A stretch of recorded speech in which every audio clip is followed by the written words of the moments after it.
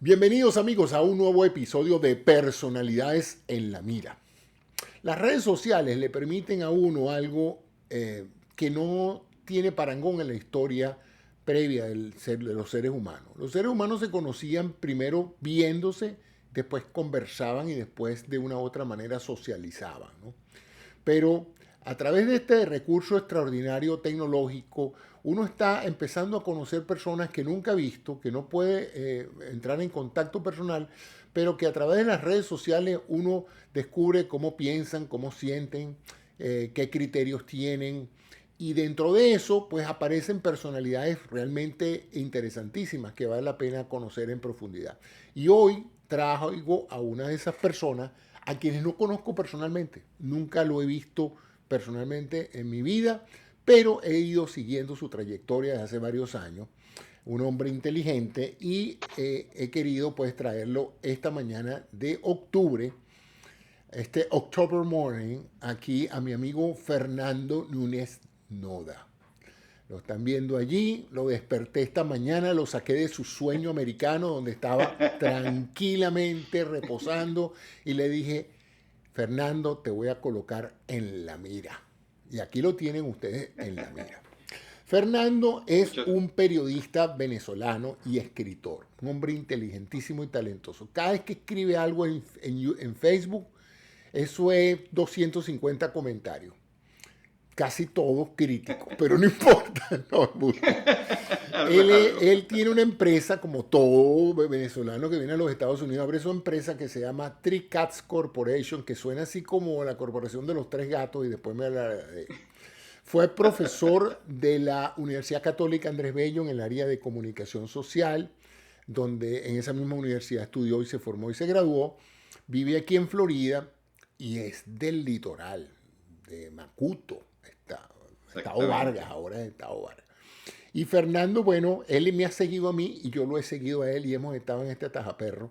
Y además de eso, ahora se metió y tiene un extraordinario podcast. O sea que ahora es un podcaster. Pero esencialmente él es simple y llanamente un excelente e inteligente periodista, agudo en sus comentarios y muy creativo. Entonces, esa es la razón por la cual quiero presentárselos a ustedes, colocarlo a ustedes en la mira para que lo escuchen, porque estoy seguro de que va a tener muchas cosas interesantes que comentarnos. Y hoy vamos a hablar en particular de un tema que yo creo que digamos, el centro de la atención de todos los que estudiaron periodistas en el siglo pasado. Y el problema es que el periodismo, como muchas otras carreras, ha cambiado sustancialmente. Y ahora pues hay que hacer periodismo en el reino de las redes sociales. Algo que no existía hace 30 años. Estaban incipientes, pero nunca habían tenido la prevalencia que tienen hoy día. Así que bienvenido, Fernando, después de esta corta introducción. Tú sabes que yo hablo mucho. Entonces, me gustaría que, bueno, que nos dijeras un poquito cómo se siente un periodista que todavía es joven, porque él es un hombre joven, que vivió el clásico periodismo impreso y televisivo y radiofónico ante este nuevo escenario sin, sin parangón en la historia de la humanidad como son las redes sociales. Háblanos un poquito de cómo ves tú tu profesión, el ejercicio, la importancia y la trascendencia del periodismo en el marco de esta nueva realidad en la cual vivimos de las redes sociales, de gente que se conoce pero nunca se ha visto. Bueno, José Antonio, en principio muchas gracias por la invitación, por toda la presentación que me hiciste. Este, mira, es una respuesta, yo creo que es bastante uniforme en la mayoría de los periodistas que nos graduamos en un mundo en el que no había internet, no había conexiones digitales, eran, digamos, los medios convencionales, que estaban todos separados, todos estaban limitados a un tipo específico de señal, de forma de hacerse, etcétera, ¿no? Yo lo que observo es que hay dos principales caminos pues, que han tomado o que hemos tomado los periodistas que no nos graduamos digital en un mundo digital y los que sí, ¿no? Este, yo creo que algunos han caído en una especie de caos o de confusión o de dificultad para adaptarse, ¿no? Probablemente como uno ya tiene una competencia bastante desarrollada, ya tenía una competencia bastante desarrollada en el otro mundo, hay como una cierta resistencia digamos, a cambiar por completo el modelo de producción de información, el modelo de generación, el modelo de investigación, etcétera. Es bastante duro hacer.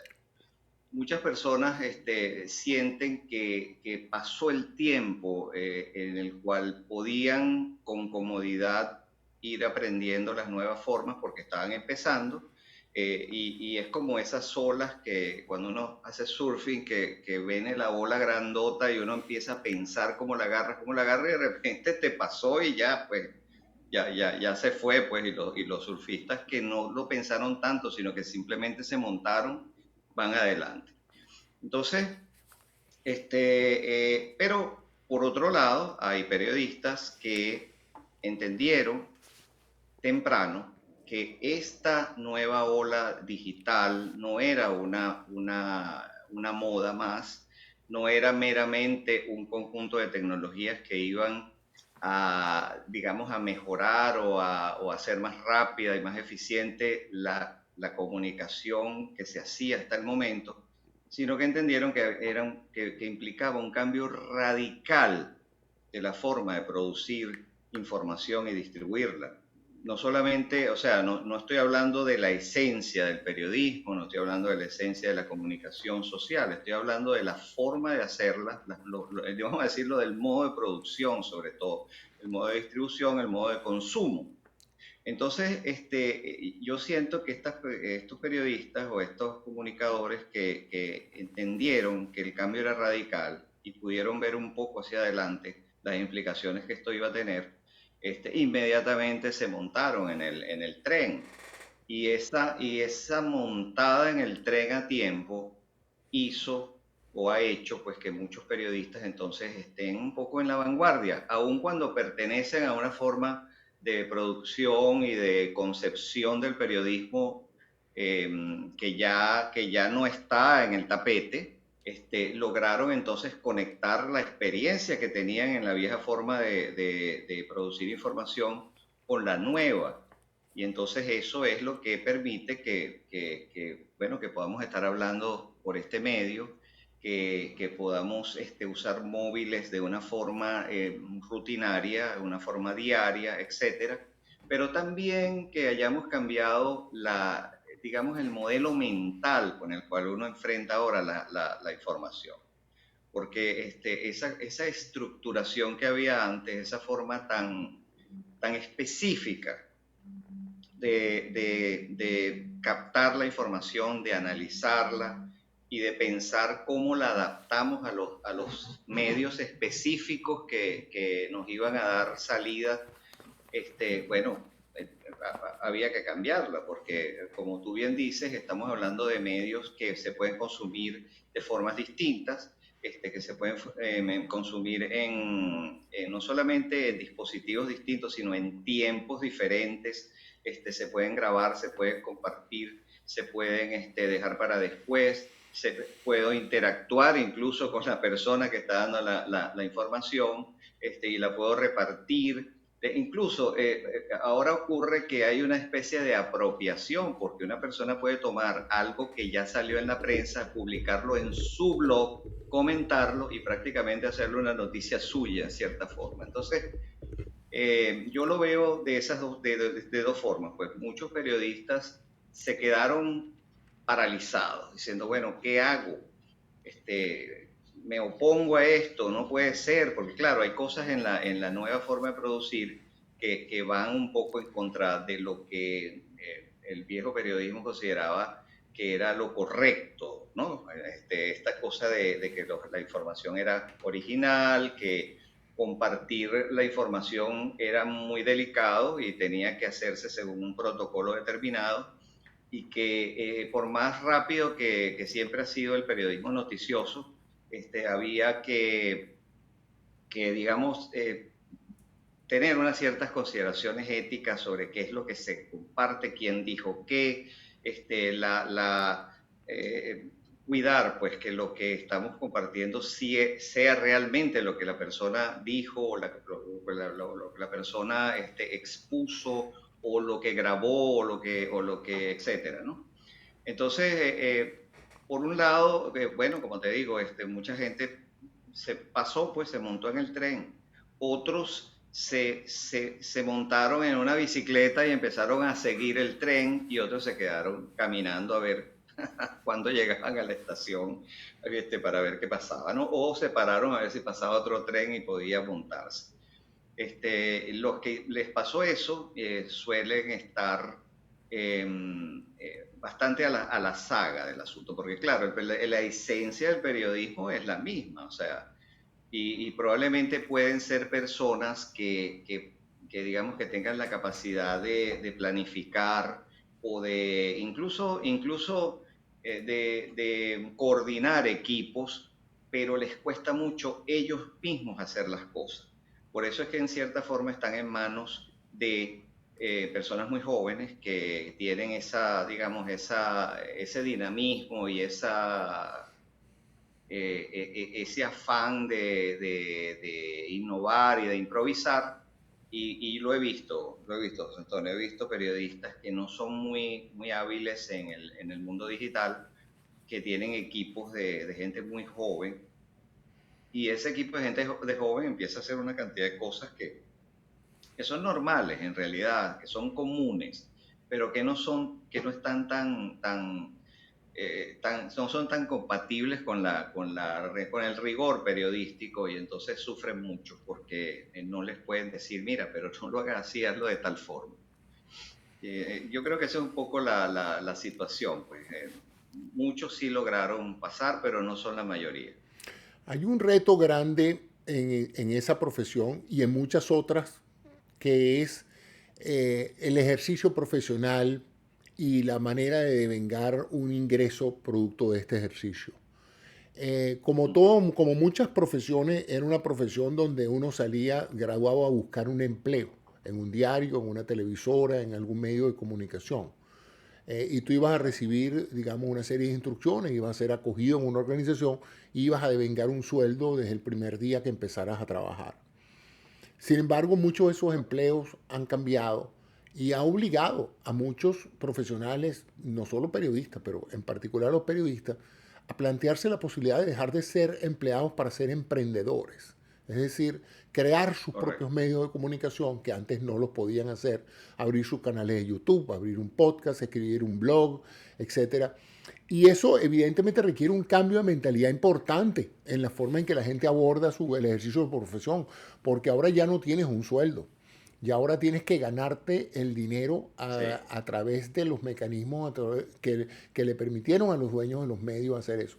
No solamente está el hecho del reto grande de hacerte tú mismo tu mercadeo, etcétera, sino está el problema también de la soledad, ¿verdad? Porque en un cargo, en una redacción de un Correcto. periódico, yo nunca he estado en una, pero me imagino que hay esa camaradería, esa sinergia de mentes, Sí. mira, te tengo un tubazo, mira, Fernando, lo que encontré, hay ese medio, ¿no? Versus tener que escribir un blog en la soledad de tu casa, leyendo otras fuentes a distancia.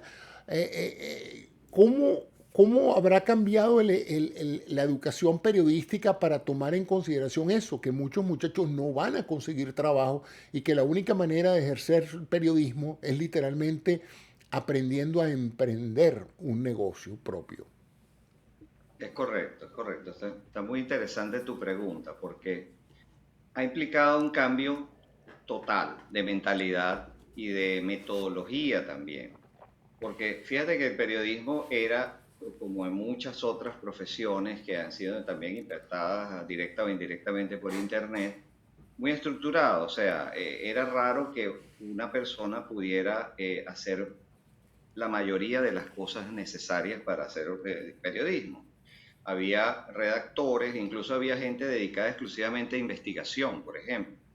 Era la que tenía el dominio de las bibliotecas o de las ciertas fuentes. Entonces cuando se iba a hacer algo muy específico con las que consultaban, esa persona inmediatamente buscaba, llamaba por teléfono, mandaba un fax, o iba a una biblioteca del mismo periódico o una biblioteca y buscaba la información. Había gente dedicada, por ejemplo, a redactar solamente. Había gente dedicada a coordinar a los redactores, había gente que tomaba fotografías, a gente que hacía ilustraciones, etcétera, ¿no?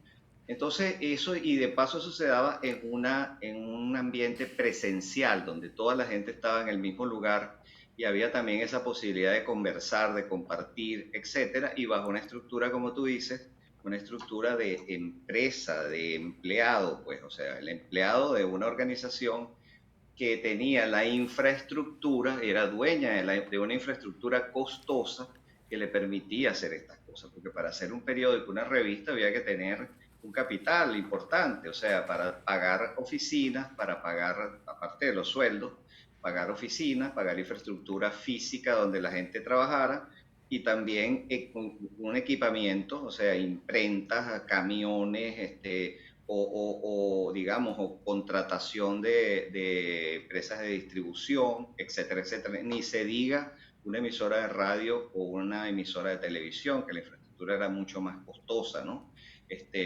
Por eso había tan pocas emisoras de televisión. Entonces, ok, viene entonces un cambio absolutamente radical, que es que la infraestructura para producir y para distribuir la información ya no es algo en lo cual tenemos que invertir millones de dólares o cientos de miles de dólares o miles de dólares, sino es simplemente la posibilidad de tener una conexión a Internet, que es una infraestructura pública y a la que yo puedo acceder pagando una mensualidad sumamente accesible, comparado a tener alquilado o en propiedad un sitio físico donde periodistas van a trabajar, los sueldos de los periodistas y la infraestructura que ya sabemos para imprimir o para transmitir radio o transmitir televisión. Entonces, esa infraestructura de repente la tenemos disponible todos. Entonces, hay una igualación impresionante, que es un poco lo que tú estás diciendo, que de repente permite unas oportunidades que no existían de manera alguna antes, que es la posibilidad que entonces que uno tenía de, con un equipo o hasta uno solo, una persona sola puede ser un medio también. Hay gente que lo es, pues, o sea, hay gente que transmite noticias, hay gente que comenta noticias que tiene en sus programas, y porque la infraestructura, el precio, el costo de la infraestructura bajó enormemente. Y no solamente la infraestructura para poder hacer el medio, es decir, para poder colocar el texto, el audio o la imagen y el audio en un espacio público, sino que tenemos entonces miles, literalmente millones de personas que se conectan a esa infraestructura de forma sencilla, rápida. Entonces, tenemos las dos cosas que antes eran sumamente costosas, la infraestructura para transmitir y la facilidad de acceso, porque antes los medios tenían que ganarse su audiencia, tenían que construirla de cero prácticamente, y la gente empezaba, oye, salió un nuevo periódico, mira, hay una revista muy buena, oye, hay un nuevo canal de televisión, vamos a verlo y tal. Ahora no, ahora más bien la gente busca algo, quiero saber de cualquier cosa, y entonces hay un menú gigantesco de resultados donde hay personas que hablan de eso que quiere buscar, y a veces consigues hasta canales dedicados específicamente a una cosa. Una persona dice, yo quiero hacer tortas. Bueno, hay el canal de las tortas, pues, y hay 100, y hay 10, ¿entiendes? Y cada uno mejor que el otro. Entonces, lo que quiero decir es que ese cambio tecnológico que abarató la infraestructura fue crucial para matar el modelo anterior. No significa que no haya todavía medios de papel, sí los hay, pero indudablemente han sido golpeados enormemente por Internet en términos de competencia. Y no hay un periódico de papel en este mundo que no tenga una página web también. Entonces, por ejemplo, aquí donde yo vivo en Homestead, que es un pueblo pequeño, agrícola, a mí me gusta Homestead porque es un pueblo que podría verse, es como los pueblos esos de las películas de los años 40, de los años 50 de los Estados Unidos, ¿no? Pero tiene, por supuesto, tiene internet, entonces aquí se puede hacer cualquier cosa, pero me refiero a que hay una serie de periódicos locales que tienen años, tienen décadas, y ellos todavía están en los estantes de las tiendas, están en las estaciones de gasolina, en los supermercados, los venden porque, pero por supuesto tienen su sitio web. Y bueno, me imagino yo que las generaciones más longevas, pues todavía les gustará llevarse su periódico y su cosa. Pero bueno, yo creo que esas dos circunstancias, el hecho de que lo más caro que había antes, que era la infraestructura y el acceso del público hacia tu medio, ahora se han hecho muy democráticas, muy abiertas y muy baratas, es lo que ha destruido por completo el modelo anterior y es lo que llaman la destrucción creativa del capitalismo, porque esa destrucción crea entonces ahora multiplicidad de oportunidades y hace que una persona, como yo digo, una persona en calzoncillos desde su casa pueda tener miles de seguidores, pueda tener influencia, pueda decir lo que siempre quiso decir o pueda desinformar también, si es el caso, ¿no? Pero digamos, tiene la oportunidad, tiene la posibilidad y el libre mercado, es decir, el mercado de los usuarios, del público, determinará si esa persona tendrá mucha, poca gente, si tendrá credibilidad y si yo le daré digamos, mi condición de espectador para que esa persona entonces aproveche esa masa para lo que quiera, que puede ser para, por supuesto, difundir su mensaje, convencer a la gente de algo, informarlos, pero también, como tú dices, monetizar. Porque entonces el modelo de negocios ha cambiado completamente. Ya no se trata de vender. Por supuesto, si yo tengo un programa lo suficientemente sofisticado, que yo puedo ofrecer algo que no es fácil de conseguir o es único, yo puedo de repente cobrar para que la gente lo vea. Vamos a suponer, digo, mira, el acceso, tú tienes que pagar algo, tienes que estar suscrito o tienes que pagar cada vez que vas a entrar a uno de los programas. Vamos a suponer.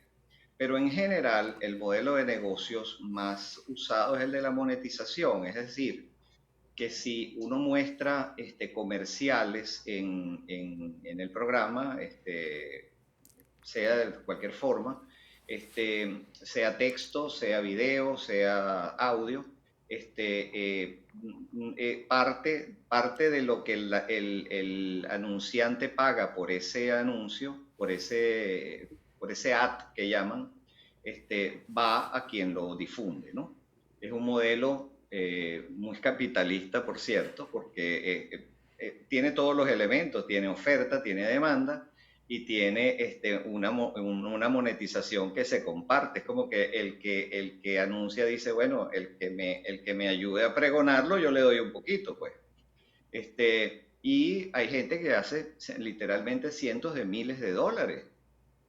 Y a veces vamos a decirlo claro, con los programas más banales que uno se puede imaginar. O sea, gente que habla de la moda, gente que habla de chismes de farándula, etcétera, ¿no? Y a veces hay un periodista que está investigando, que está, bueno, pues, o sea, rompiéndose la cabeza para poder descifrar algún problema político, alguna cosa, y no monetiza mucho porque también es una cuestión de competencia.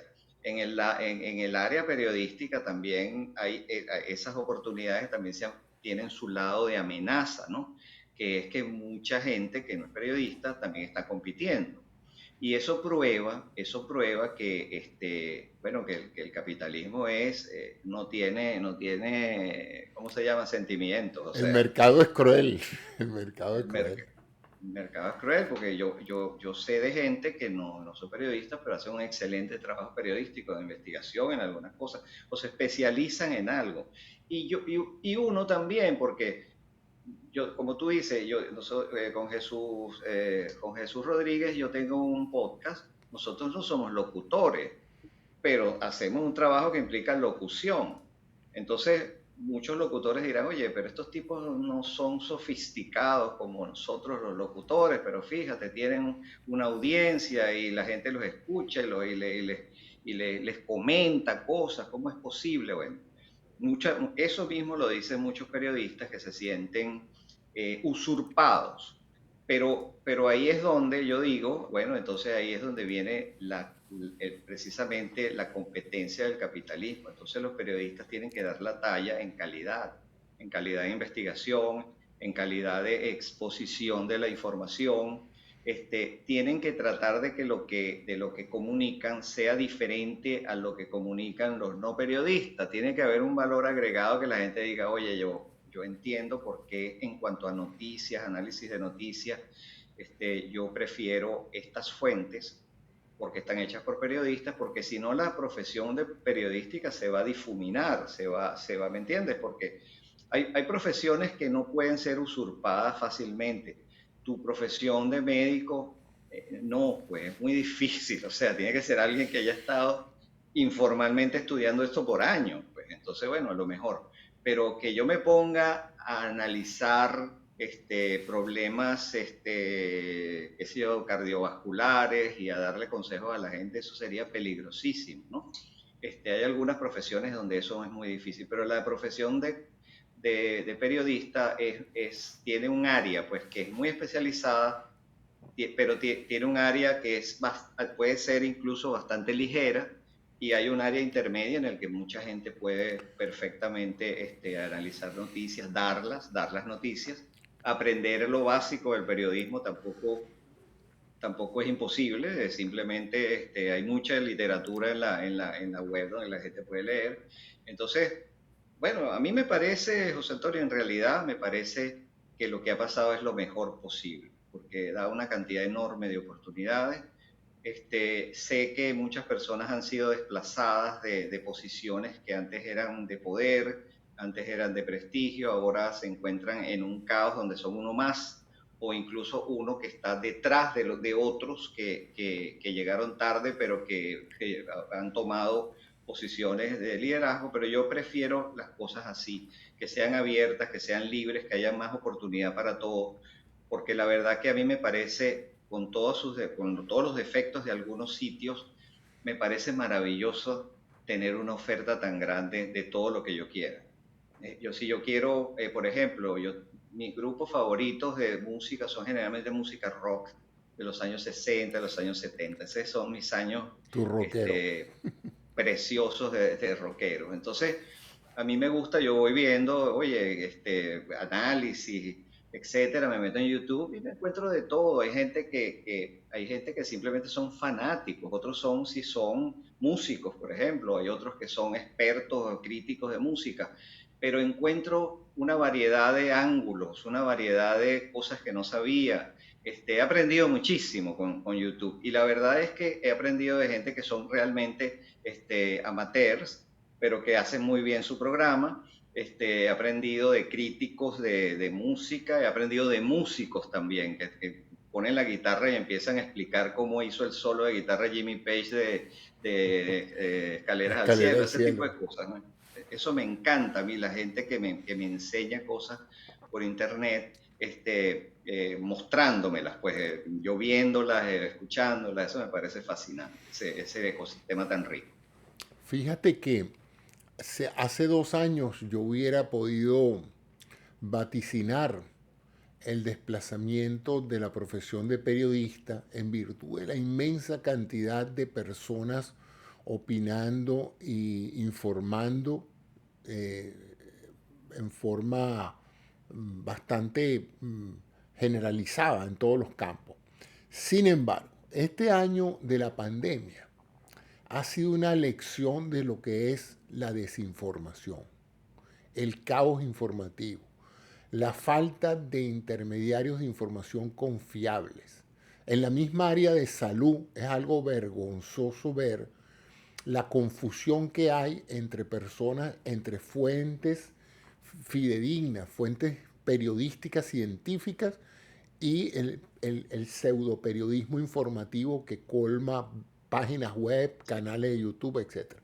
A tal punto que yo he llegado y digo, por favor, necesitamos periodistas de nuevo que vengan a poner Sí, orden en este caos, porque si seguimos así y desaparece el periodismo formal, vamos a apagarlos todos, porque vamos a entrar en un caos donde no vamos a saber qué es noticia, qué es propaganda, qué es información, qué es desinformación.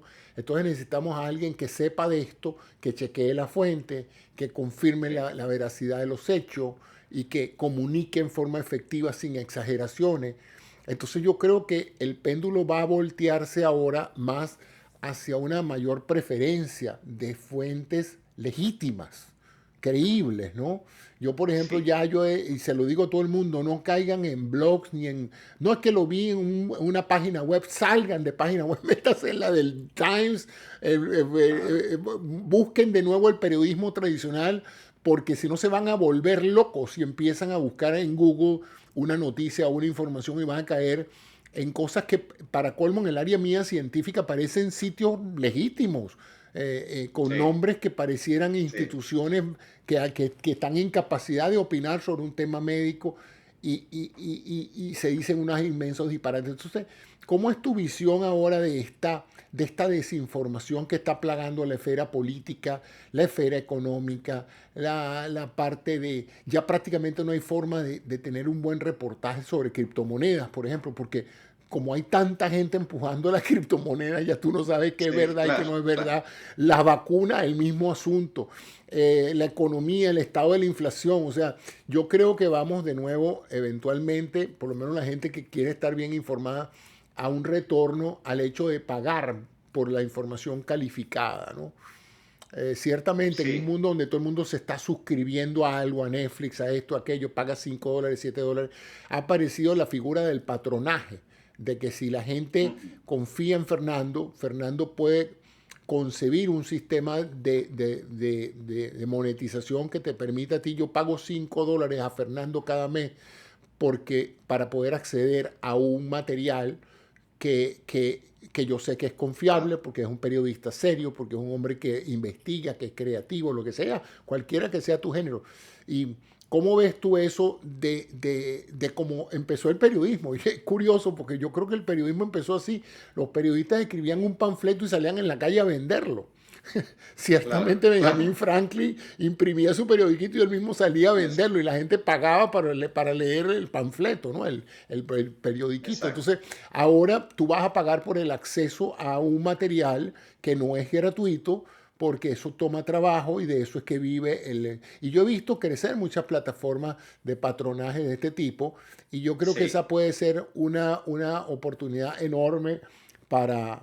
Entonces, ¿cómo ves tú el ejercicio del periodismo ante esta avalancha de desinformación que tiene a todo el mundo confundido y mentalmente agraviado? Porque la gente está entrando en una Sí. suerte de neurosis colectiva producto de esta cantidad de informaciones que uno no sabe de dónde vienen, pero que parecieran tener la misma relevancia que las informaciones verídicas. ¿Cómo ves tú esa parte del periodismo? Esa retoma del Exacto. periodismo, de la confianza de la gente en un periodista. Sí. Bueno, como hemos considerado, eh, esto, todo este tipo de cambios tan telúricos inevitablemente crean un caos, porque el caos ocurre cuando no hay reglas establecidas, cuando hay una cantidad de cosas nuevas que se están haciendo que no se saben cómo hacer, y cuando entran al mercado personas que no estaban antes en ese mercado y empiezan a improvisar para bien o para mal, ¿no?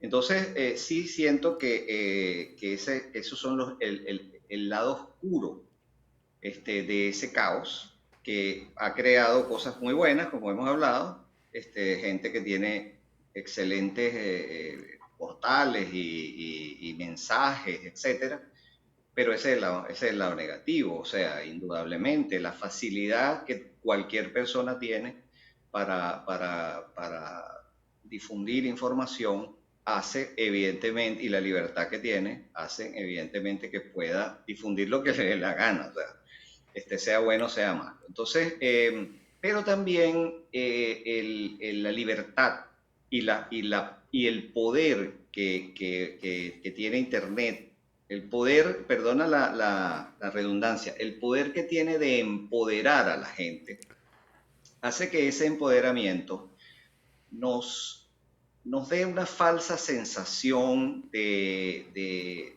que ese poder es mucho mayor de que realmente es, ¿no?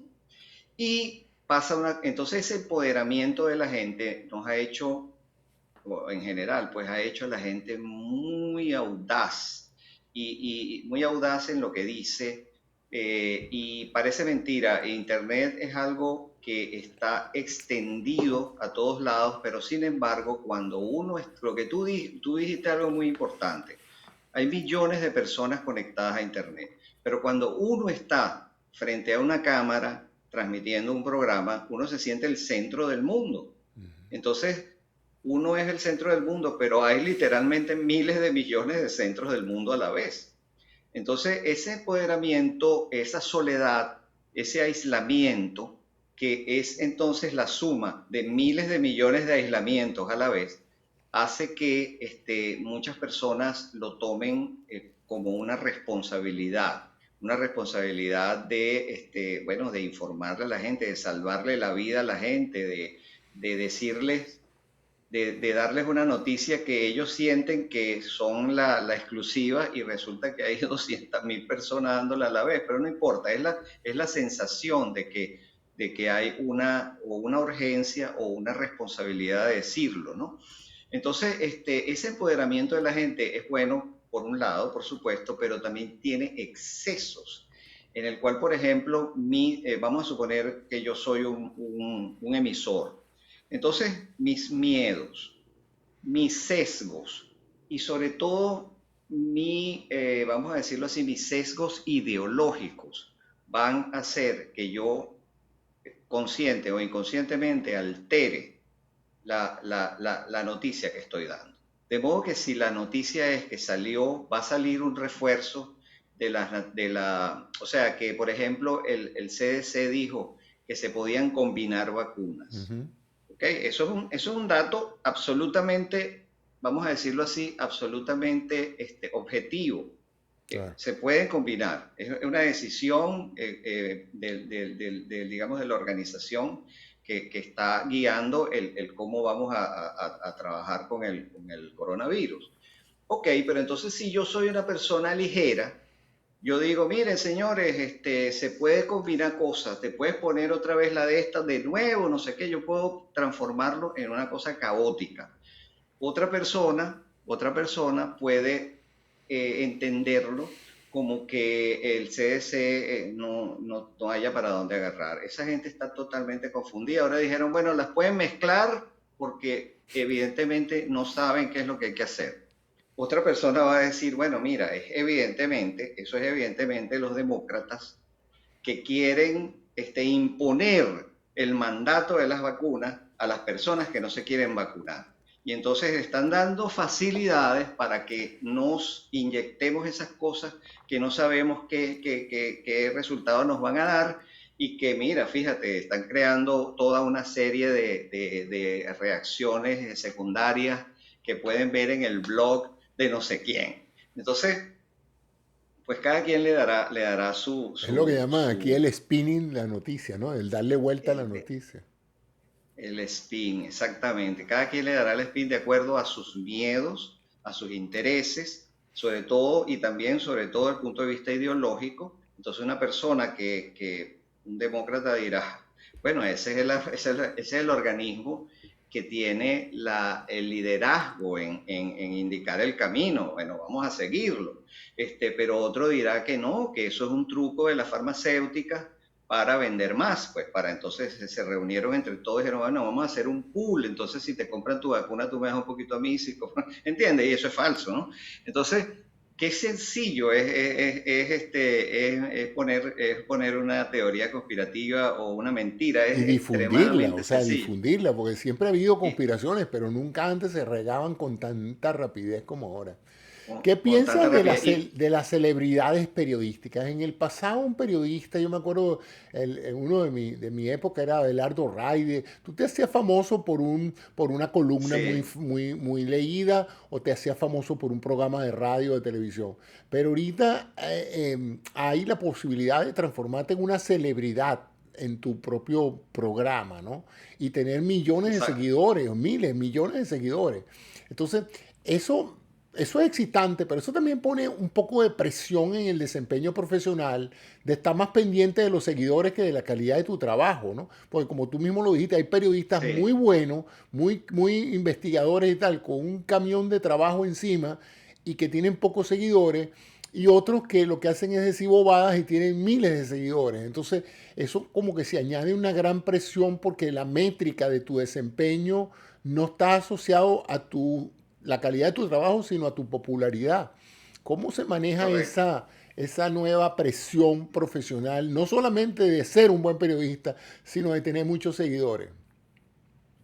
Bueno, sí, fíjate, sí. Hay una cosa que no había antes, o que no era tan fácil antes de Internet, de disfrutarse o de tenerse disponible, que era leer fácil, rápidamente, cómo era que la gente estaba consumiendo tu información. Porque bueno, Abelardo Raydi publicaba su columna y a lo mejor recibía unas cuantas cartas.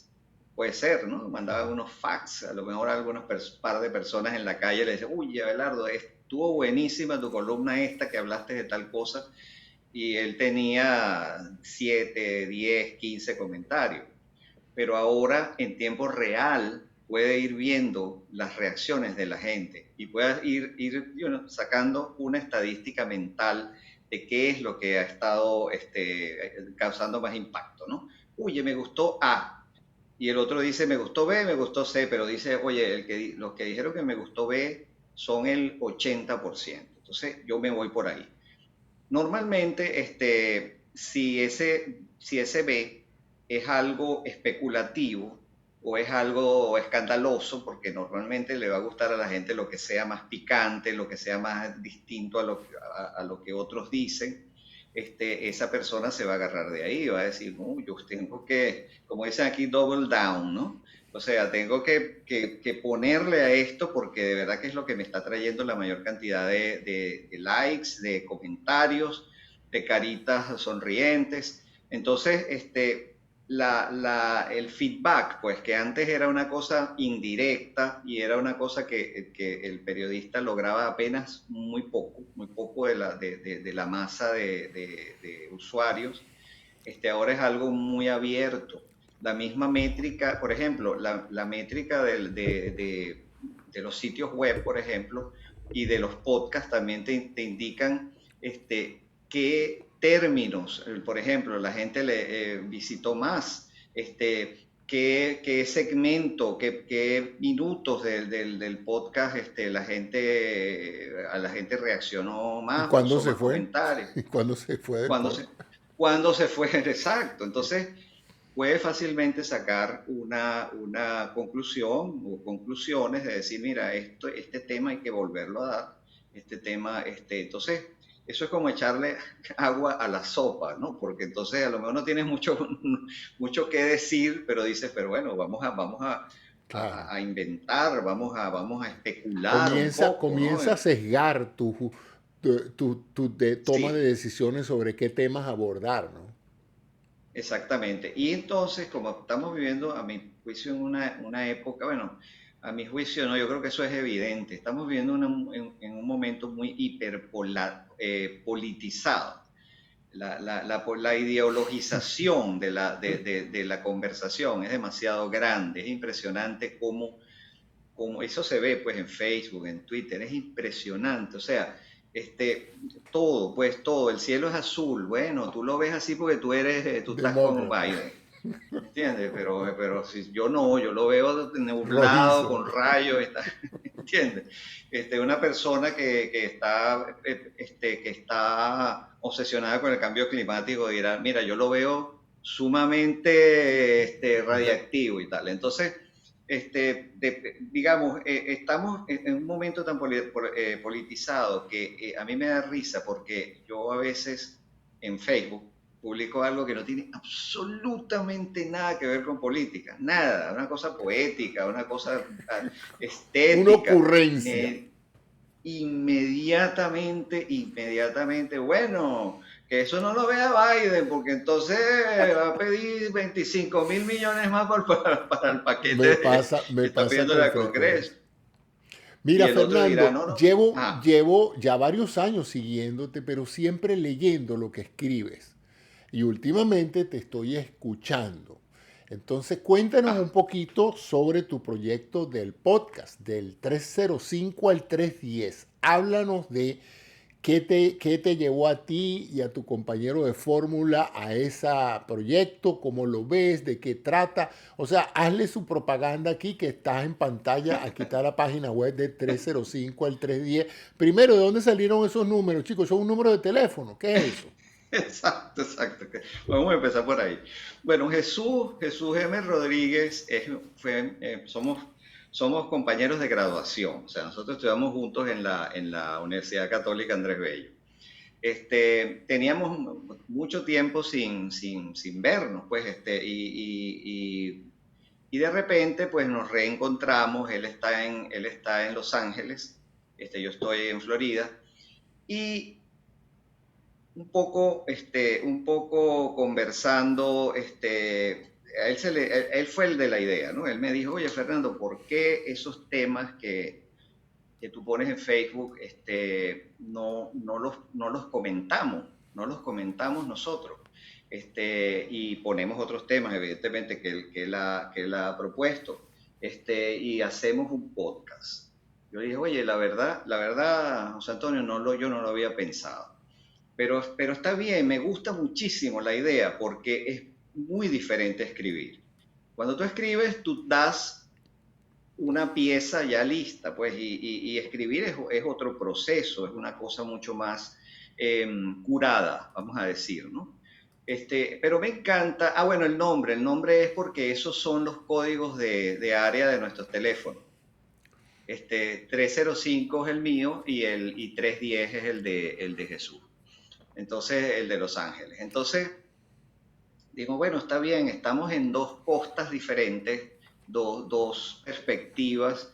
Jesús es muy liberal, muy demócrata, etcétera. Yo no soy un tipo, yo no soy de derecha, yo soy más bien centro derecha, pero yo sí tengo mi inclinación hacia lo conservador. Sin embargo, gravitando el centro, ¿no? Político. Entonces, como teníamos esas diferencias y ya habíamos tenido algunas conversaciones y discusiones sobre temas políticos o desde la perspectiva política, dijimos, oye, ¿por qué no hablamos de esas cosas en público? Me he dado cuenta que hablar es otra dinámica completamente distinta a escribir. En escribir uno va escribiendo, incluso puedes borrar un pedazo, quitarlo y poner otro, pues, o después modificar algo o agregarle una línea más, una línea menos, pero hablando ya es muy difícil hacerlo.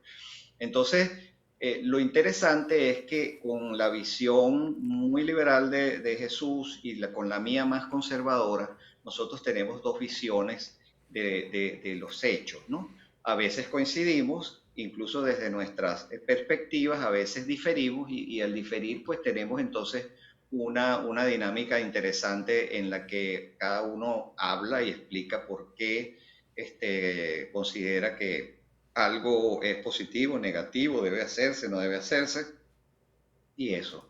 La verdad que lo único que coincidimos, por ejemplo, es coincidimos en que no nos gusta Donald Trump, por ejemplo, pero en la mayoría de los otros casos sí, de parte de Jesús hay una visión bastante liberal y en la mía mucho más conservadora, y eso hace que prácticamente siempre podamos acordar en una postura un poco más centrista, en el sentido de que más a la derecha de con la que Jesús entró y quizás un poquito más a la izquierda con la que yo entré.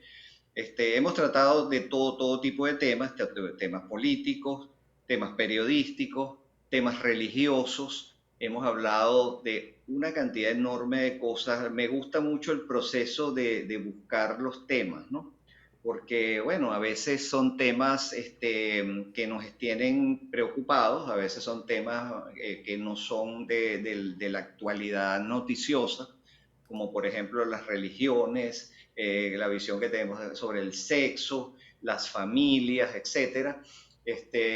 Pero en la mayoría de los casos sí tienen una resonancia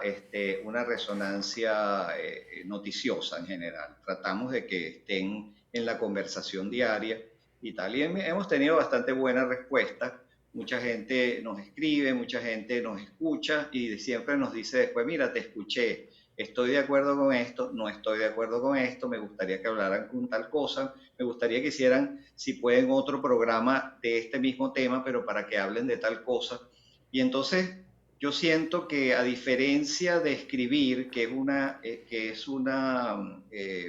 digamos, un producto que se pone y la persona pues reacciona evidentemente, pero de una forma distinta, yo creo que esto tiene la posibilidad de irse extendiendo, porque hemos ido haciendo como cadenas de temas, algunos temas que la gente nos ha pedido que hablemos más o que hablemos de otros aspectos del mismo.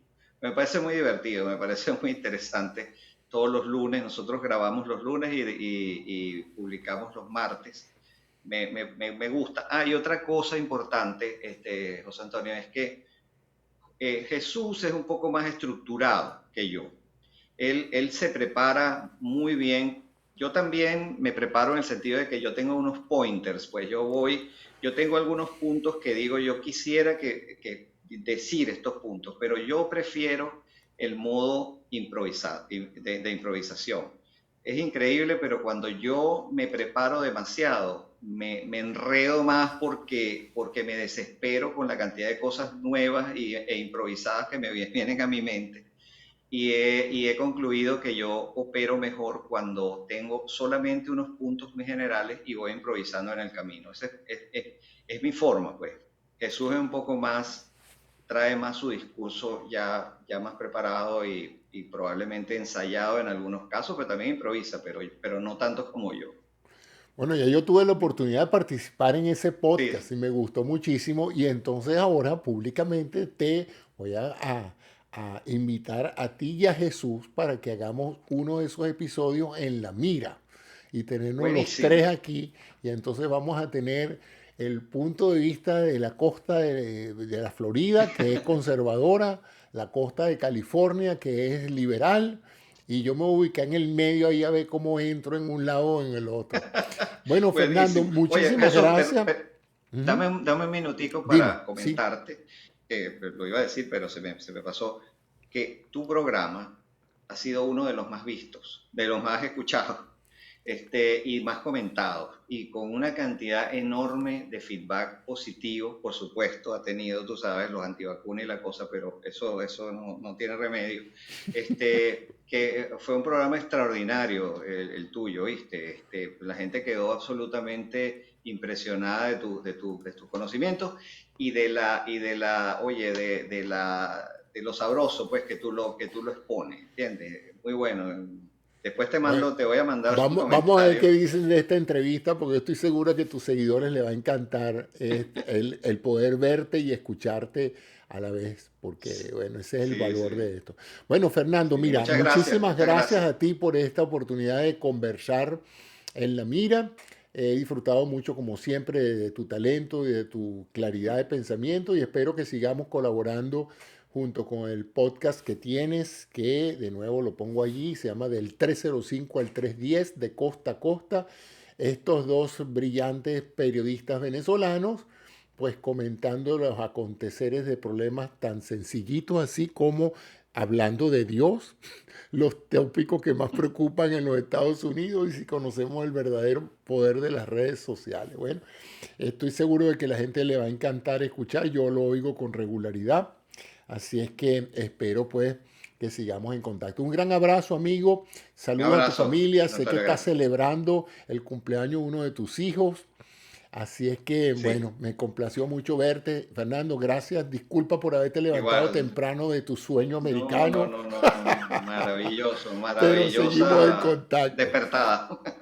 Bueno, Gracias. amigos, eso fue Fernando Núñez Noda en La Mira hoy. Les agradezco mucho su atención. Espero que sigan viendo otros episodios en lamira.net. Muchas gracias y hasta una próxima oportunidad. No dejen de suscribirse a mi canal en YouTube o de visitar en la página web en lamira.net. Asimismo, no .com, sino en lamira.net. Y ahí estaré presentándoles personalidades que yo considero de mucho valor que ustedes los conozcan y de los cuales yo disfruto mucho su amistad y su talento. Gracias y hasta una próxima oportunidad. Hasta luego.